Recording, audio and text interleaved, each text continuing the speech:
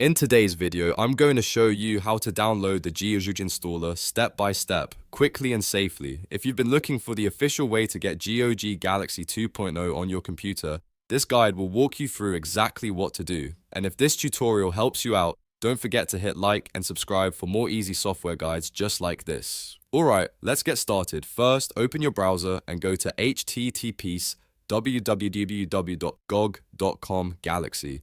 This is the official GOG Galaxy download page, so make sure you're on the correct website before proceeding.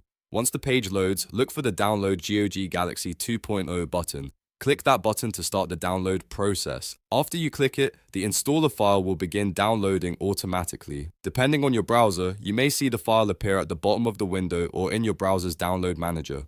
Once the download is complete, the installer will be situated in your Downloads folder, ready for you to open and install. If you want to confirm it downloaded correctly, you can open your Downloads folder and look for the GOG Galaxy installer file there. From there, you can run the installer whenever you're ready to begin setup. And that's it. That's how to download the GOG installer using the official GOG Galaxy page. If this video helped, make sure to like the video, subscribe to the channel, and turn on notifications so you don't miss the next tutorial.